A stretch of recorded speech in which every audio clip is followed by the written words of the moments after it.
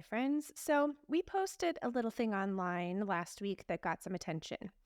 Some good and some bad attention, or not great. We didn't know if we should talk about this, and we don't normally do this, but we figured that if we're dealing with it, there's a pretty good chance that you are or you're gonna be. Today on Honestly, Dear Listener, we're pulling back the curtain of our little show to talk about what happens when people are mean on social media. We'll use examples of what just happened to us, and we'll talk about strategies that we're using in real time on what we're doing about it, including recognizing what we can control and what we can't. I'm Emily Hatch. And I'm Carrie Schaefer, and this is Honestly, Dear Listener.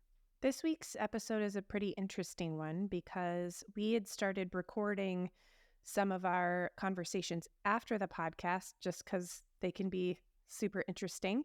And we recorded this after a podcast and decided we would release it as an episode. So we originally this week had something else scheduled that we were going to release, but we thought that this was timely. And so we're just going to play a conversation that we had together of us processing through some things that had happened recently on social media. Okay, for context here, Emily is referencing a short video we posted on Instagram and TikTok that was cut together from last week's larger episode, which, by the way, is episode 17, entitled, Is This All There Is? I said that hysterectomies are called that because they believed that lady parts made women crazy. So the way I phrased it, let's just be clear, the hysterectomy wasn't named after hysteria. Hysteria was named after the hysterectomy. And then people just lost their fucking minds and told me I was stupid online. What I'm saying is that it is true and that they thought that uteruses were the cause of everything wrong with a woman. And that's where hysteria came in to play. Like, it was created about women because it means of the womb. And a lot of you guys too, have reacted to that positively and being like, wow, this is some bullshit. And just a little tidbit, by the way, I didn't intend on doing this, but it wasn't until 1980 that they stopped using female hysteria as a diagnosis. Gosh. Wow. So it is a problem. And maybe hyster means of the womb in Greek, but the history of hysteria is what I was addressing. I do want to be clear. The way I said it was confusing. So I then went through this whole thing in my brain of am I wrong? Did I say that in a bad way? But with that was this huge heaping helping of shame and cruelty that people speak to me with. I don't want to do that. Yeah. With us talking more about feminist issues, it scares me. And I was saying, I don't think we shouldn't talk about it, but I'm afraid to because it just opens up this shit that I don't like fighting with people. I don't like when people aren't happy with me. Yeah, I want to be for everyone. We want to be for everyone. But by talking about these controversial issues, that takes our everyone-ness down. And I'm scared about that just because I want to be liked unconditionally. I do. But that's not the reality. And I, like you said, that doesn't mean we shouldn't talk about these things. But you're right. We experienced a little bit of discomfort when we had people pushing up against these issues that are women issues in this last week, and that sucks. I'm really bad at it. Me too. I don't want to fight. I just assume go along in the world with my people and never fight about anything. So it's hard when conflict happens. If we're going to have a podcast about art, and especially from the lens of being a female creating art, these things are going to come up. But then people are mean. Yeah, and it makes you want to shrink. And it's like bringing up an issue for me, I think that I just have where my whole life I've been kind of like anytime I feel confident, just really stomped down by Mm, people. And I didn't even know I was coming across as confident. And then people just feel the need to fucking, show me how mhm. small I should be. And it's a constant fight. And like posting the video last week, The one about hysterectomies. yeah. It ruined Mhm. my entire day. It's ruined So like sorry. the whole I was like on a date with my husband when we like left town. It ruined my whole day I'm so because sorry, friend. but it I mean it's all right, but it's like this so there's two parts to this. Hmm. One, I need to figure out how to not let that derail me. Like, two, if you don't like the way I phrased something, you do not have to be a troll. Honestly, to behave, to be cruel, to attack someone, why are you telling me this stuff? Do you want to help me understand something you think I don't understand? Then why is shaming me the right answer? Like, it hurts me and it makes me want to not say anything. But that's not how shit gets done. And yeah, that just hurt me. It's hurtful. People are mean online. They're mean. If somebody has a constructive comment, cool. I'm here for it. Or even pushing back against certain things and saying, "Hey, by the way, the origins of the word hysteria and hyster and all that stuff." But there's a way to say things that's like, "Hey, I want to further discourse." And there's a way not to. And I think maybe a good rule of thumb for us in the future, because the more we reach people, and hopefully this thing grows, we're gonna have more comments like those that we got. It's gonna happen. And you and I are not gonna let up. We're not gonna shy away from the hard issues. And so I think in the future, you and I need to figure out, like, okay, is this a constructive comment? Are they pushing back against the idea? Or is it a intentionally meant to hurt? Because if it's this one, cool, let's hang with the discussion. I'm here for it, as long as it stays kind and respectful. But if it gets into people trying to hurt us and people dehumanizing us or other people in the comments, like, I don't want our community being bashed and dehumanized by people who are hurting and need help but don't understand that.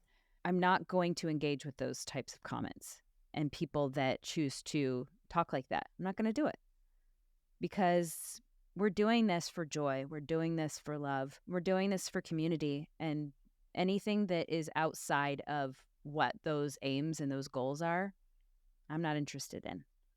So you and I have to figure out how to get used to that. I don't know how to not let those things bother us. Yeah, I think that's like a huge part of being human Mm-hmm. is figuring out as a human being who doesn't have an issue with being wrong, Mm-hmm. I'm okay with feedback on if I make a statement that is actually incorrect.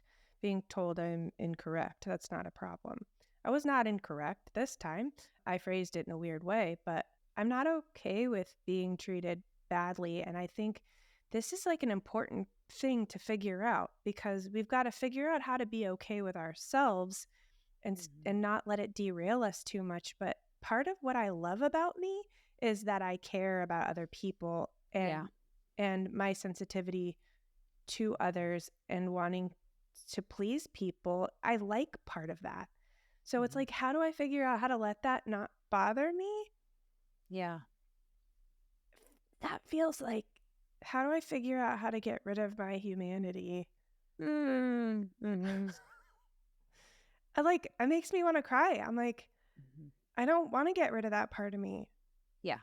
But I really would like to have a good sense of self so that I'm like, oh, That's not true. One of my therapist friends a long time ago was, this is like one of my favorite things. She's like, we only really get hurt and upset when people call us things we're worried about being. Ugh. And Yeah. Oh boy. Whew. now Whew. I'm worried about being everything. So, but this hit me really when she was like, if someone told you you were being insensitive or you're being a bitch, that would worry you probably because you probably are worried about that. Am I a bitch? But if someone says you're a chair, you're going to be like, Okay. no, I'm not. I literally know I'm not a chair. Uh, Mm-hmm. so if someone says you're stupid, it's like, oh God, am I stupid? What if I'm stupid? But if you Mm-hmm. know within yourself who you are and your intentions, it's easier to be like, no, that's not a me thing. Yep. So there's a balance. I don't know. But I don't want to get rid of the part of me that cares about shit. And that's fair. I struggle with boundaries. So I'm reading a book about boundaries, and she talks about them like if you are a castle and the most sacred, intimate part of you is at the center of the castle. It's not, are you outside of the castle or are you in the most intimate part of the castle? It's like, okay, there's out of the town in general, and there's a wall around the town. I can choose to let you inside of the wall, but outside of the castle. I can choose to put the drawbridge down for the castle and let you inside of the castle, but not in the inner chamber. Or I can choose to let you into the throne room, or I can choose to let you into that, like my bedroom. We have choices and we have agency. And so when you're saying, I don't want to lose that part of myself, I'm wondering if there's a place where you can let those comments into, hold them, weigh them, walk around them in a safe way without letting them into the holiest of holies, if you will, of your castle, but still guard that place and not let them into maybe like even 3 layers close to that, but you keep about at the 4th layer. Thoughts? Hmm. I like that. I like those analogies. I think the problem I have is, to me, it's like screaming. Mm-hmm. Someone screaming is upsetting.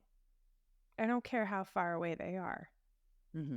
It stresses me out and it upsets me and it makes me wonder if I'm safe or not. And they could Ah, be outside or they could be inside. And I'm going to be like, what do I do? Like, I don't feel good. So it's like the comments are like screaming. yeah. And I'm like troubled by it. Mm-hmm. And it's making me wonder if I need to do something. Yeah. And they're muffled when they're very blatantly just like some ignorant person. But Yeah. when they're very like specifically pointed at me, it's hard for me to not feel more threatened and more upset, and then think about how I could have prevented it or done something to stop it. Then I feel guilty for being upset by it. Like if you were stronger, the screaming wouldn't bother you. It doesn't change what I do, which I like. I also like. It doesn't change who I am or make me think I shouldn't say anything. I wish I hadn't sometimes because then I have to deal with stuff. But do you know what I mean? Yeah. I wonder if it would be helpful for you to remove yourself and say, I'm not going to look at any of those comments. We cannot engage. If we feel like, oh, this is one of those comments, like I'm not going to do that. All I want to do is read them, Mm-hmm. which is a frustrating part of being human being. What do you think about that? I think that's great. I think I had to delete them from the notifications because every time I opened the Yeah. notifications, they would show you are a blah blah. And I'm like, okay, that would be really helpful. This is a practical thing you just said, which I appreciate.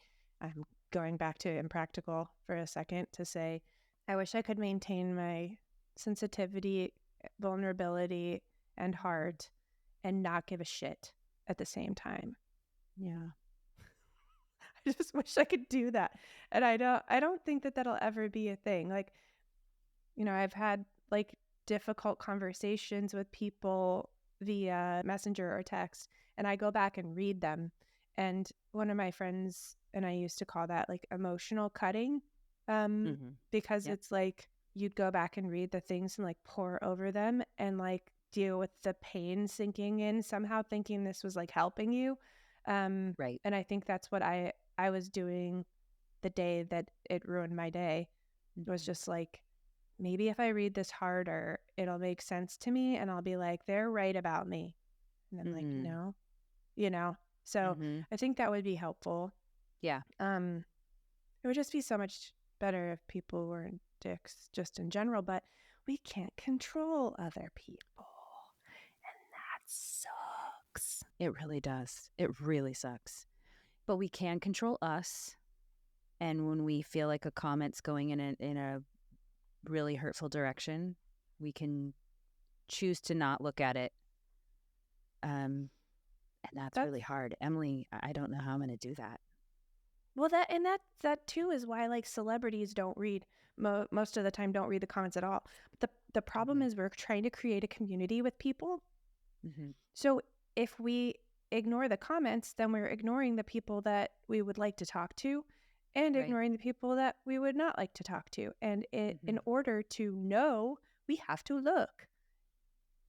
Yeah. It almost would be worth having an assistant that can go through the comments and hide. So, although that gets problematic too when you start hiding comments, because then people are like, oh, so you really don't want anyone that disagrees with you? Like no discourse. Yeah, there's no discourse at that point. So I don't know. But I do. This is an interesting, there are several interesting things that have come out of this so far that I think are fascinating. One is looking at ourselves and our reactions and our relationship to negative comments and trolls. The other is that one of my friends the other day that I meet with several times a month, she was like, I know you and we're friends, but I'm keenly aware of the fact that I know more about you at this point than you know about me. And like even, on a weekly basis, because I hear what's going on with you on the podcast. So I have that information. You don't have that information on me. And I was like, that is so weird. And I was thinking about how that must feel for celebrities, for people to feel like, oh, I already know you. And you're like, I don't, it's almost like there's a power differential there almost where I'm armed as a non celebrity person. I'm armed with so much more information than you are as a celebrity. And that's weird. And that feels unnatural to a degree. Now, I'm not saying we're celebrities or anything like that, but there's definitely, I mean, I put a lot of myself on this podcast, not all, but I put a lot of things, a lot of myself into this, and I want to. I choose to. But at the same time, it does create that weird thing where then people know you more than you know people. Just strange. I think you don't have to be, famous to be an artist who is putting out vulnerability Mm-hmm. of themselves, like, and then having it slapped out of your hands.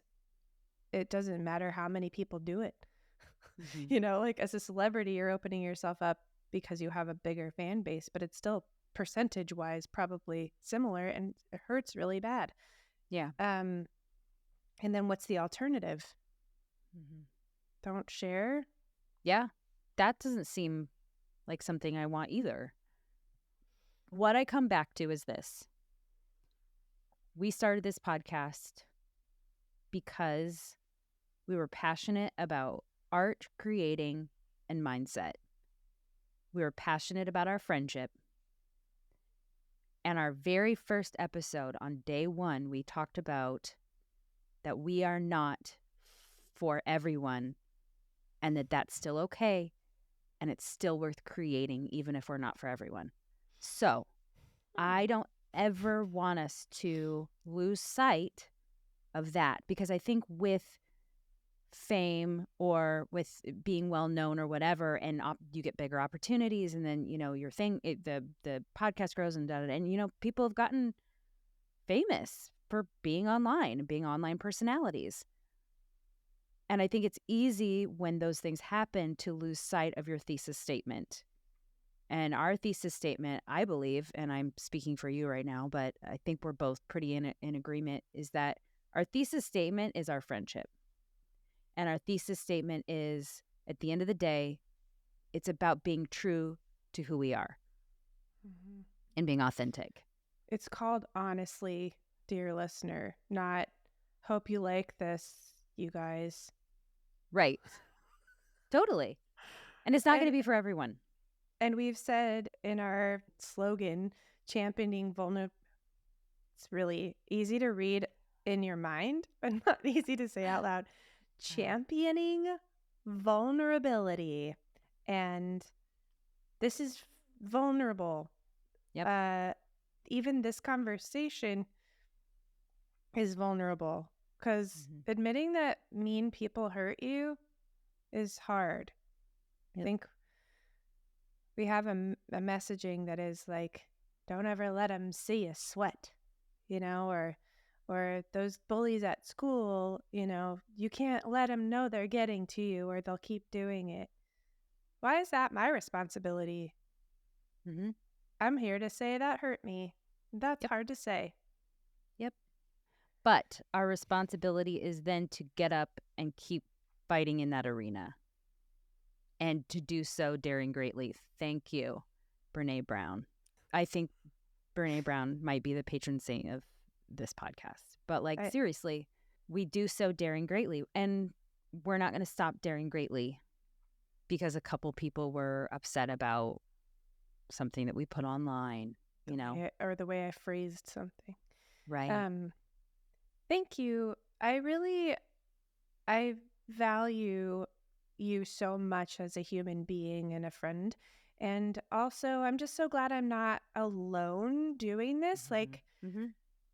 Because I feel a little nutty, a little hysterical, if you will.